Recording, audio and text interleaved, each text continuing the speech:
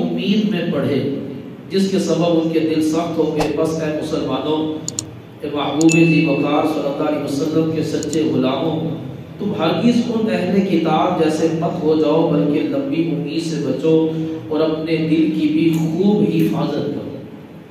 یہ جو دل کی سختی ہے یہ انسان کو بدتر حیوان بنا دیتی ہے. روایت کے اندر آتا ہے نبی پاک صلی اللہ تعالی علیہ وآلہ وسلم نے ارشاد فرمایا کہ دلوں کو زنگ لگ جاتا ہے جیسے لوہے کو زنگ لگتا ہے. جب لوہے کو زنگ لگ جائے، لوہا ایک بڑی پاورفل دھات ہے، وہ بڑا طاقتور انسان لوہے کا کچھ بھی نہیں بگاڑ سکتا. لیکن جب اسی لوہے کو زنگ لگ جائے تو چھوٹا سا بچہ بھی اپنی مٹھی پہ لے کر لوہے کو دبوچے تو فوراً مٹی بن جائے. زنگ لوہے کی پاور کھا جاتا ہے. فرمایا اسی طرح دلوں کو زنگ لگ جاتا ہے. اگر لوہے کا زنگ دور نہ کی جائے تو لوہے کی طاقت ختم، دل کا زنگ دور نہ کی جائے تو دل سے ایمان کی طاقت ختم. تو فرمایا دلوں کو زنگ لگ جاتا ہے. تو دل کا زنگ کیسے اترے؟ حضور نے فرمایا کثرت سے قرآن پاک کی تلاوت کرو. نبی کریم صلی اللہ علیہ وسلم نے ارشاد فرمایا انسان کے جسم میں گوشت کا لوتھڑا ہے، اگر وہ درست ہو تو پورا جسم درست ہے، اگر وہ خراب ہو جائے تو پورا جسم خراب. یعنی کہ دل میں اگر ایمان کی نورانیت ہے تو پورے اعضاء سے وہ اللہ تبارک و تعالیٰ کی اطاعت و فرما برداری کر رہا ہے. اور دل میں سختی آ جائے تو وہ پورے اعضاء سے اللہ کی نافرمانی کرتا ہے. اچھائی کرنے کو دل نہیں کرتا، اچھائی میں مزہ نہیں آتا، اور وہ ایسا بدتر حیوان بن جاتا ہے کہ اس کو کسی پر نہ رحم آتا نہ ترس آتا ہے، اور ظلم و ستم کی وہ آندیاں چلا دیتا ہے، اور نصیحت جو ہے وہ اس پر اثر نہیں کرتی.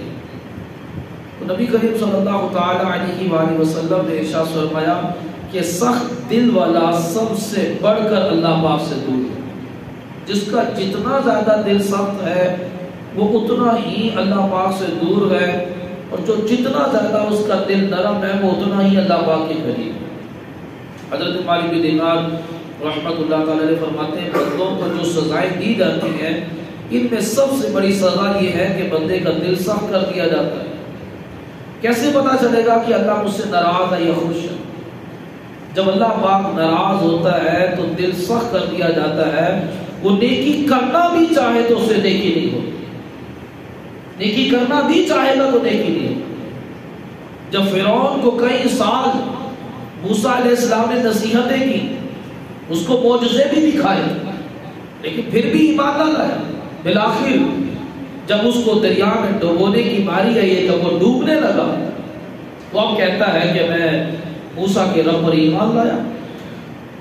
تو جبرائیل علیہ السلام نے وہ دریا کی مٹی پھینکی اس کے منہ میں، کہیں ایسا نہ ہو کہ اس کے جملے اللہ تبارک و تعالیٰ کہیں جملوں کی بنا پر اللہ اس پر رحم نہ کرے.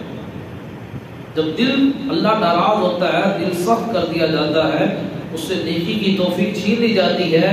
یہ تمام سزاؤں میں سب سے بڑی سزا، اس سے بڑھ کر اور کیا سزا ہے؟ بندہ سمجھتا ہے بیماری سزا ہے، قرض داری سزا ہے، سیلاب سزا ہے، زلزلہ یہ سزا ہے. سب سے بڑی سزا تو یہ ہے کہ بندے کا دل سخت کر دیا گیا. نہ نصیحت اثر کرتی ہے، نہ نیکی کرنے کو جی چاہتا ہے. اگر نیکی کرنے آ جائے تو نیکی سے دل اکتاتا ہے، نیکی میں دل نہیں لگتا. یہ اللہ تبارک و تعالیٰ کی طرف سے بندے کو سب سے بڑی سزا ہے. ایک حدیث شریف میں ہے کہ بے شک اللہ پاک تمہارے جسموں کو اور تمہاری صورتوں کو نہیں دیکھتا، بلکہ وہ تمہارے دل کو دیکھتا ہے.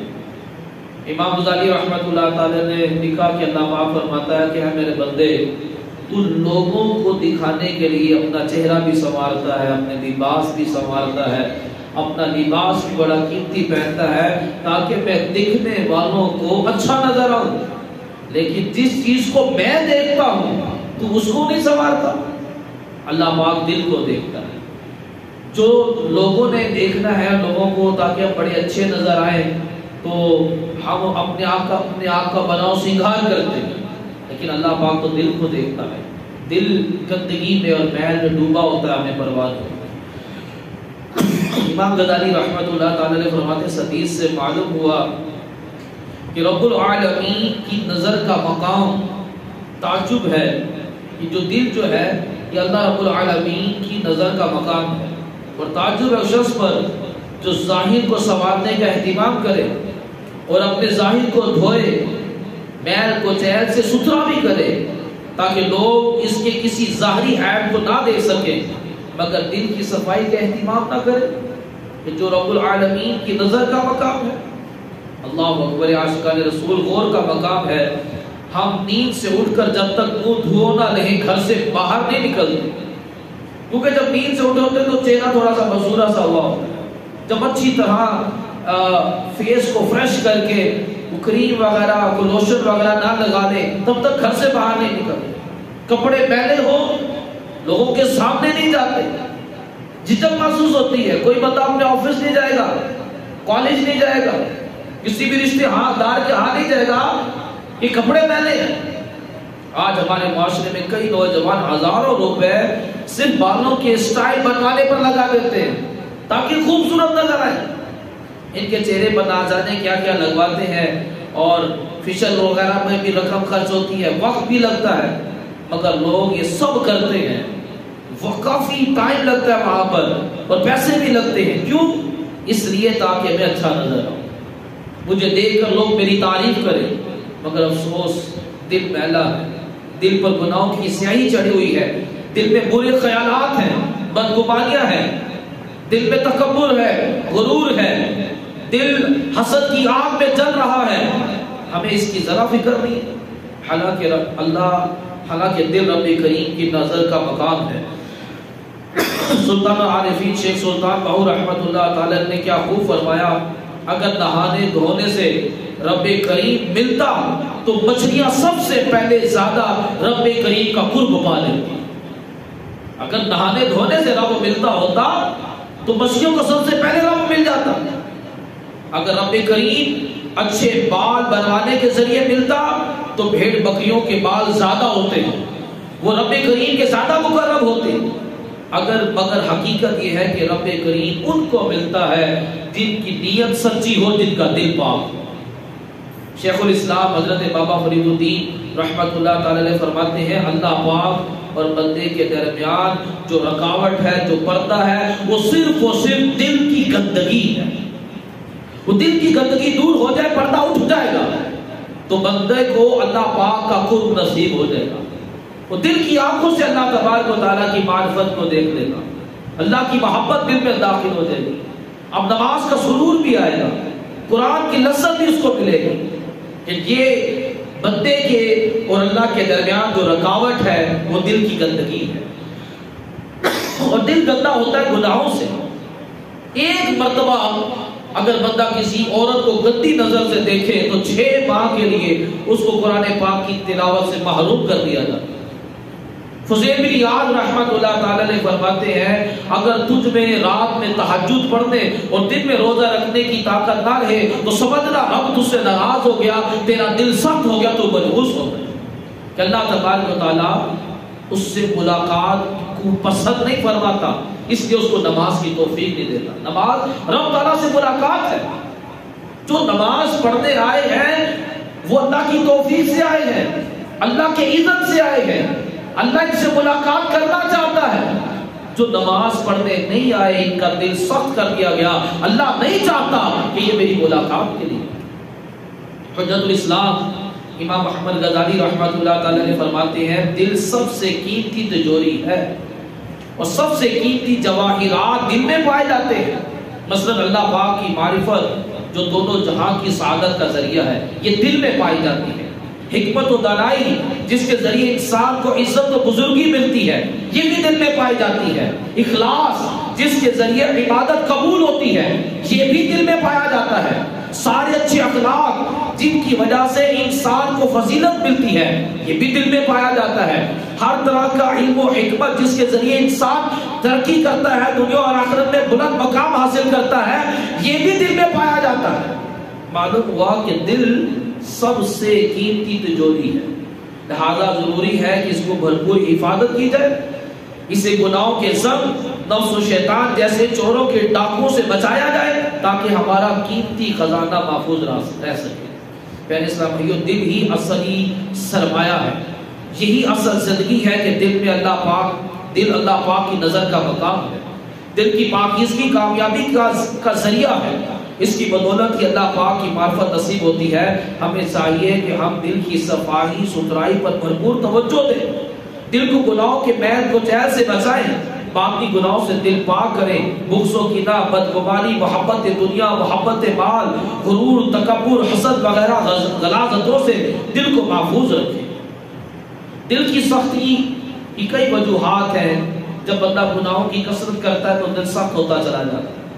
جب وہ نیکیاں کرتا رہتا ہے، جیسے جب بندہ بیمار ہو جاتا ہے، بیماری بڑھ گئی، زبان کا ذائقہ ختم ہو جاتا ہے، ہر مزیدار چیز جو ہے وہ اس کو کڑوی بے ذائقہ لگ رہی ہوتی ہے. اب وہ اپنا علاج شروع کرتا ہے. علاج میں کڑوی دوائیاں ہوتی ہیں لیکن مجبوراً کھانی پڑتی ہے. وہ کڑوی دوائیوں سے جب مرض ختم ہو جاتا ہے تو ہر چیز کا ذائقہ محسوس ہونے لگتا ہے. اسی طرح جس کو گناہ کا مرض لگ گیا اسے کسی نیکی کا مزہ نہیں آتا، لیکن اپنا علاج جاری رکھے. جب گناہوں کا مرض دور ہو جائے گا تو ہر نیکی مزہ لے، ہر نیکی میں سرور آنا شروع ہو جائے گا. تو دل کی سختی کی ایک وجہ کیا ہے؟ لمبی امید. اس اللہ تبارک و تعالیٰ نے ارشاد فرمایا کہ ان کو کتاب دی لیکن وہ لمبی امیدوں میں پڑ گئے، اور جس کی بنا پر ان کے دل سخت ہو گئے. یہ لمبی امید بندے کو دل سخت کر دیتی ہے. جیسے مثال کے طور پر ابھی میں نے مرنا تھوڑی ہے، ابھی تو میں جوان ہوں، بڑھاپے میں مروں گا. اب یہ لمبی امید بندے کو توبہ کرنے نہیں دیتی. اچھا جمعے سے نماز شروع کروں گا، اچھا رمضان سے نماز شروع کروں گا، اچھا شادی کے بعد داڑھی رکھ لوں گا. یہ لمبی امیدیں بندے کو یہ شیطان لمبی امید میں ڈال کر اچھا کل کرتے کرتے کرتے یہاں تک کہ اس کی موت کا وقت آ جاتا ہے. اب بندہ پچھتاتا ہے. لمبی امید بندے کا دل سخت کر دیتی ہے.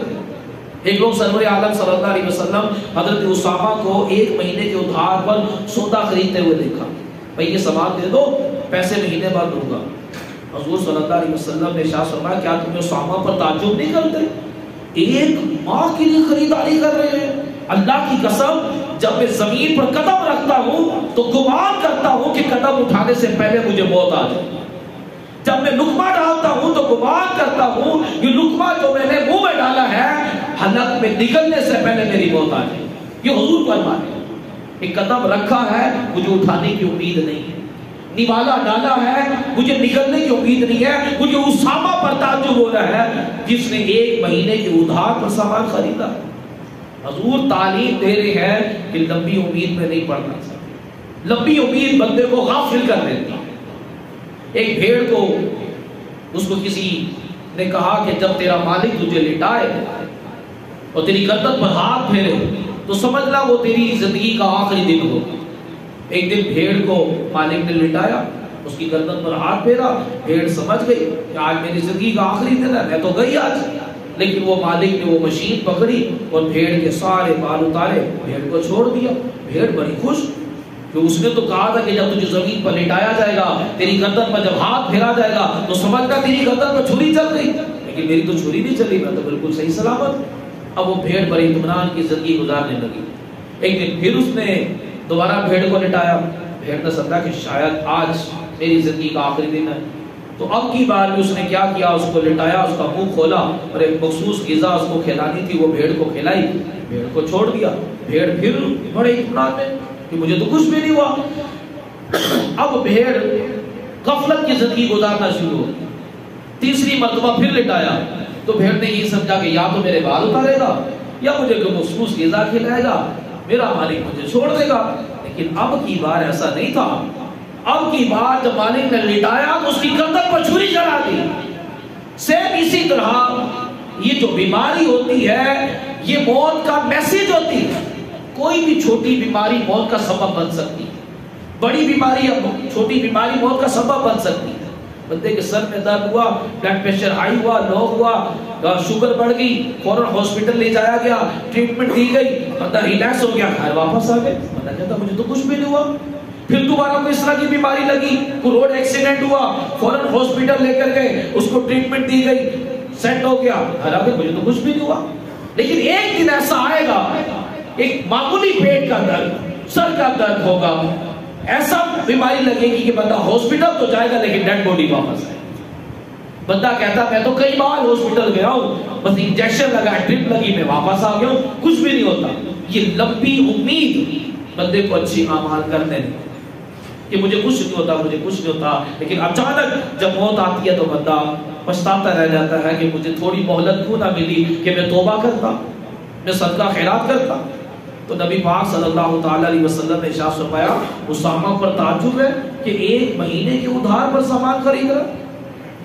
اس دنیا میں ہمیں کتنا وقت ملا ہے، اس تعلق سے امام غزالی رحمۃ اللہ تعالی نے مختلف روایات ذکر کی، پھر فرمایا کہ میرے پیر صاحب فرماتے ہیں دنیا 3 سانسوں کی ہے، 1 سانس جو تم لے چکے اور اس میں جو عمل کرنا تھا وہ تم کر چکے، دوسرا سانس وہ ہے جو تم ابھی لے رہے ہو، اور تیسرا سانس وہ ہے جو ابھی آنی ہے اور اس کی تمہیں کوئی خبر نہیں ہے، نہ جانے اگلی سانس لے بھی سکو گے یا اس سے پہلے موت تو موج لے گی، بس تمہارے پاس ایک ہی سانس ہے، اس میں جو کرنا ہے کر لو۔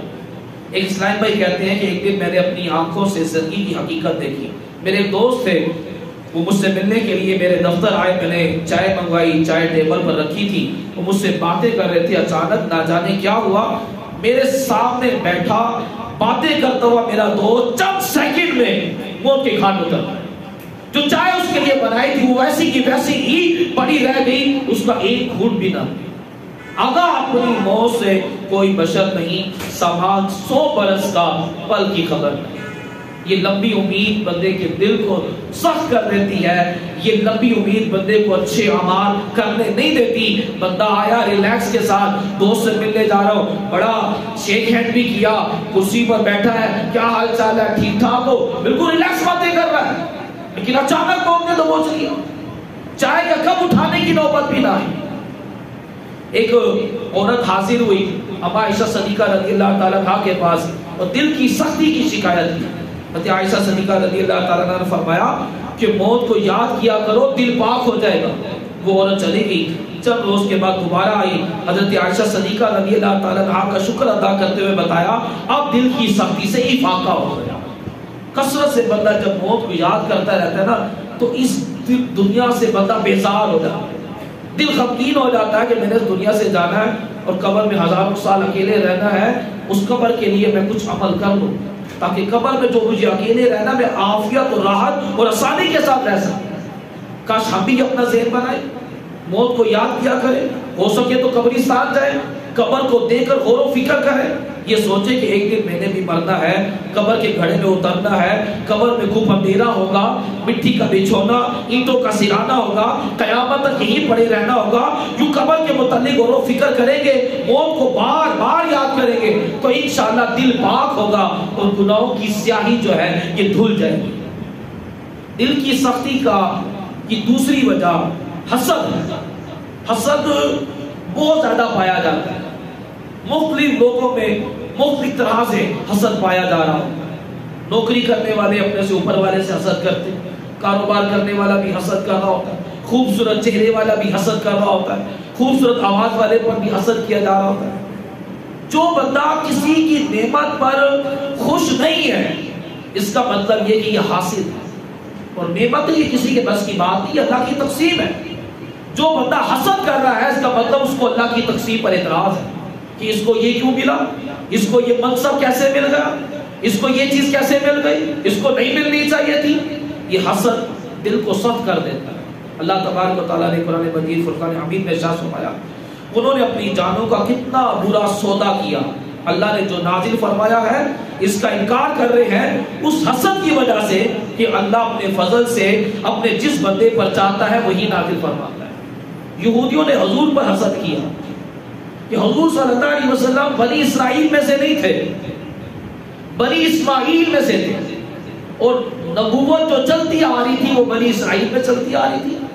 تو جب حضور صلی اللہ علیہ وسلم کو نبوت ملی تو یہودی حسد کرنے لگ پڑے کہ ان کو نبوت کیسے مل گئی، بنی اسماعیل میں سے کوئی نبی کیسے بن گیا، بنی اسرائیل میں سے کیوں نہ بن۔ حسد کیا اور دل سخت ہوا، اور دل کی سختی کی بنا پر وہ ایمان سے محروم ہو۔ تو یہ بسا اوقات بندہ ایک ایسی برائی کر دیتا ہے اس سے ایمان چھین لیا جاتا ہے، بسا اوقات بندہ ایک ایسی اچھائی کرتا ہے اللہ تعالیٰ کافر کو ایمان عطا کر دے۔ نبی پاک صلی اللہ تعالیٰ علیہ وسلم کی 2 بیٹیاں ام کلثوم اور رقیہ اعلان نبوت سے پہلے ابو لہب کے بیٹوں کے نکاح میں تھی، ابھی رخصتی نہیں ہوئی تھی۔ جب حضور صلی اللہ علیہ وسلم نے اعلان نبوت کیا تو ابو لہب نے ہاتھ اٹھا کر معاذ اللہ حضور کی شان میں گستاخی کی. اللہ تبارک و تعالیٰ نے پوری صورت نازل کر دی، تبت یدا ابی لہب وتب، ابو لہب کے ہاتھ تباہ و برباد ہو گئے. جب یہ صورت نازل ہوئی تو ابو لہب کو بڑا غصہ آیا، اپنے بیٹوں کو کہا کہ حضور کی بیٹیوں کو طلاق دے دو. تو عتبہ تھا وہ بڑی مجبوری کے لجاتے ہوئے بڑی شرمندگی سے عاجزی کی ساری کے ساتھ حضور کی بارگاہ میں حاضر ہو کر کہا کہ میں آپ کی بیٹی کو طلاق دیتا ہوں. جو عتیبہ تھا وہ اپنے باپ کی طرح کا کمینہ اور حرامی تھا. وہ حضور کی بارگاہ میں آیا، معاذ اللہ سے بڑی گستاخی کی، حضور کا کرتا شریف تک پھاڑ دیا اور حضور صلی اللہ علیہ وسلم کے چہرے پر اس نے تھوکا، لیکن وہ تھوک پلٹ کر اس کے منہ پر گرا، جہاں گرا اتنا حصہ جل کر سوا ہو. حضور صلی اللہ علیہ وسلم بڑے دل برداشتہ ہوئے، اللہ پاک کی بارگاہ میں دعا کی، یا اللہ اپنے کتوں میں سے کوئی کتا اس پر چھوڑ. تو اب ہوا یوں کہ جو عتیبہ تھا جس نے حضور کی گستاخی کی تھی، حضور نے جب دعا کی تھی، اب یہ گستاخ ایک تجارتی قافلے میں جا رہا تھا. ابو لہب نے کہا کہ محمد نے دعا کی ہے، محمد سے سچا انسان کوئی نہیں ہے، ایسا نہ ہو کہ اس کے اوپر کوئی درندہ حملہ کر دے تو میں اس کی حفاظت کرنی ہے. رات کو جب سونا ہے اس کو کسی اونچی جگہ پر سلانا ہے. رات کا وقت آیا، اب اسے رات کا کھانا نہ کھایا ہے، اس کے ہاتھ پیر کانپے. قافلے والوں نے کہا کہ کیوں پریشان ہوتا ہے، ہم تیرے ساتھ ہیں. اناج کا ڈھیر لگا کر اونچی جگہ پر اس کو لٹایا گیا. سو گئے، شیر آیا سب کو سونگا، لیکن چھلانگ مار کر اوپر گیا اور عتیبہ کو چیر پھاڑ کر رکھ دیا. اور صبح ایک کو پتہ نہیں چلا کہ شیر کہاں سے آیا اور کہاں کو چلا گیا. زخمی حالت میں پایا گیا. عتیبہ کہنے لگا میں نے کہا نہیں تھا کہ محمد صلی اللہ علیہ وسلم سے سچا انسان کوئی نہیں ہے، دیکھو میرا کیا حال ہو گیا. اور کتے کی موت مارا گیا. گستاخ کا برا انجام ہوتا ہے. اور جو عتبہ تھا اس نے کسی قسم کی گستاخی نہیں کی تھی. فتح مکہ کے موقع پر وہ اس کو ایمان ملا، وہ ایمان لے آیا. تو بسا اوقات بندہ ایک اچھا کام کرتا ہے، اللہ تعالیٰ ایمان کی دولت دے دیتا ہے. برا کام کرتا ہے، ایمان سے معلوم کر دیا جاتا ہے. اس لیے کوئی بھی برائی سے بچنا چاہیے. برائی دل کو سخت کرتی ہے اور دل کی سختی یہ کفر کی علامت ہوتا ہے. اور اچھائیاں یہ دل کو نرم کرتی ہے، اور نرم دل، جتنا دل نرم ہوتا ہے اتنا بندہ اللہ کے قریب ہوتا ہے. حضور نے کیا فرمایا کہ سخت دل والے اللہ تبارک و تعالیٰ سے دور ہوتے ہیں. اور دل کی سختی یہ گناہوں کی وجہ سے ہوتی ہے، برائیوں کی وجہ سے ہوتی ہے. جب بندہ کثرت سے قرآن کی تلاوت کرتا ہے، ذکر کرتا ہے، درود پڑھتا ہے، اچھے اعمال کرتا ہے، نماز کی پابندی کرتا ہے، دل نرم رہتا ہے، دل پاک و صاف ہوتا رہتا ہے. تو اپنے دل کا خیال رکھنا چاہیے.